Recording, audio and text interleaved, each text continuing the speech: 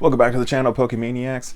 We've got a latest wave of battle figures hitting Targets. I haven't seen these around my area, but down over at Target, the Arcanine, Quaquaval, and Electivire figures, which is pretty cool. Personally, would really like to get my hands on that Arcanine, but it might be a good sign to go check out your Targets.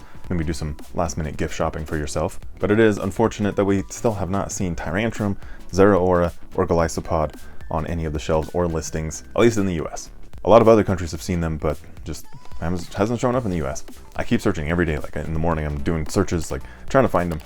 Haven't found them yet. But we did find links to the latest wave of Funko Pops. The wave is going to include Pokemon like Fuecoco, Zeraora, and the very controversial Gengar Pop. And even though the Gengar is a little divisive on whether or not you like it, I'm still going to pick it up. I don't know. I kind of like it. I would like the red eyes, but I like it. So I'll link those down below, give you a few options, plus I'll link anything else I can in the video down in the description. Pokemon and the Hundreds have done a new collaboration for some new clothes. Usually these collaborations are fairly expensive, but some of these designs are actually pretty decent, and the prices still paying a little bit more, but like not a terrible price. Sometimes in the past we've had shirts that costed like $100. So this is this collaboration is actually like obtainable. And like I said, some decent designs.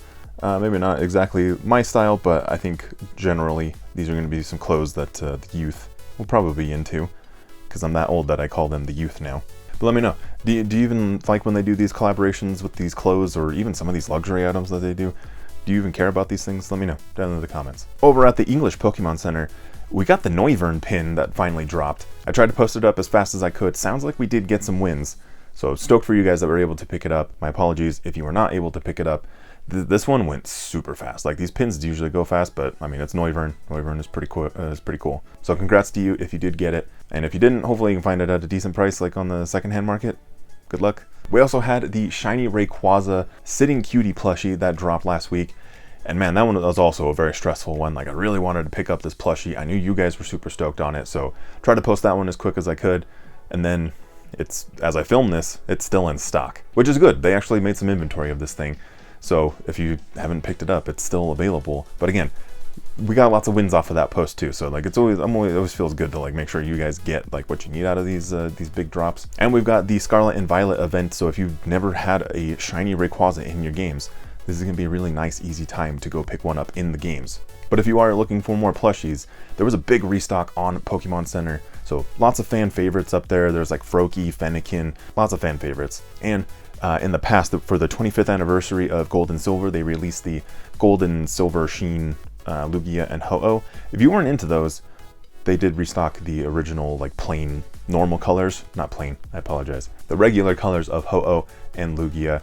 They are just like a little bit shorter than the new versions, but I mean, one, maybe you're a collector and you just want to pick them up anyways, but two, maybe you just like those colors more. And more plushies over on the Japanese Pokemon Center.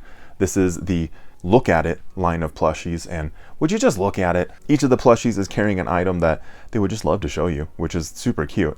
There's 6 total plushies in this line so far, and I really hope that they keep making more of these. Like, I think this is a really great line, just having the Pokemon holding these items that they would like typically be associated with, roughly. And I just think that's really cool. That's really nice theming, and like just they're smiling and they're super happy. Like, I don't know. I think it's a great one. And weird item, but I don't know. Part of me thinks this is kind of cool.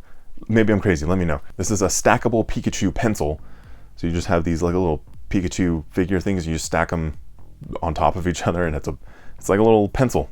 I don't know. You can kind of choose your own size, I guess. So if you have like a big hand like me, you can put a handful of them together. I don't know, it's a weird item, like I said, but it's these weird items that are kind of fun to have in the collection. Over in China, Funism, who's been making some great figures of Pokemon lately, has some more great figures of Pokemon. These figures include all of the Kanto starters plus Psyduck, who is basically an honorary member there of the starters. But these figures are super cute. Like, they remind me of like Funko Pops without the weird eyes. And also Funism just nails the marketing on these things, like the vibe, the colors that they use on it. I don't know, there's something about these images that just like attract me to it, like really, like, I don't know, like a weird subliminal level. Or maybe that's exactly what they want it to do. In card news, TCG Player put out a graphic for the top 10 most expensive cards in 2024. And wouldn't you know it, out of all of these 10 cards, I have 0 of them. So you let me know, do you have any of these cards in your collection?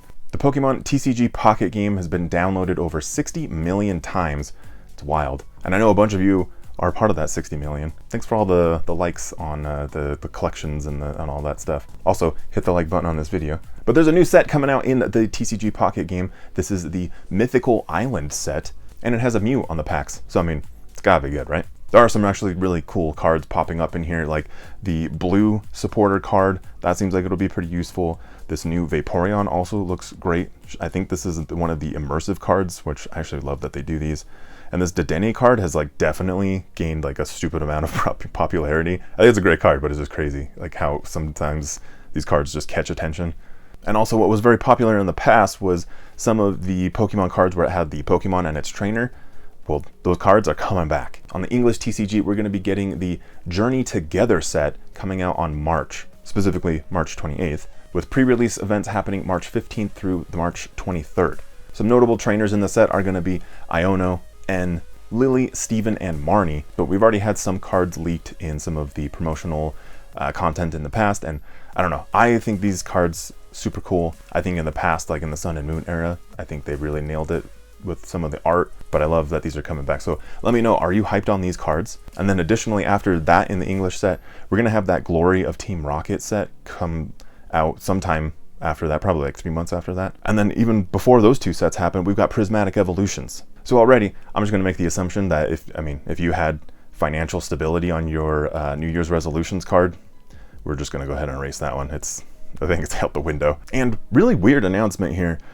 Pokemon has now partnered with Aardman, which is a British animation studio. You may be familiar with them from projects like Wallace and Gromit and also the movie Chicken Run. So based on that, the assumption is that we're going to be getting either a new movie or some sort of series that's going to be coming out, all in like their stop motion claymation type style, which is going to be really interesting because like they usually have a very particular look to the faces of their characters. So it's going to be fun seeing like a Pokemon trainer, and even some of the Pokemon might have this look. I don't know.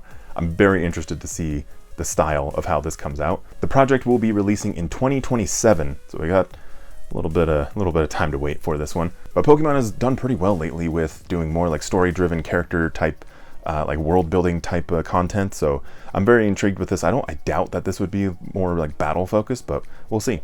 In a quote from Sean Clark, who is the managing director of the project at Aardman, he mentioned Pokemon will, quote, steer us right as we together create charming, original, and new stories for audiences around the world, which sounds pretty promising. And I promise you more videos if you subscribe to the channel, so hit the subscribe button, hit that like button on your way out. Maybe share the video with some family members, with some friends. You guys all ready for Christmas?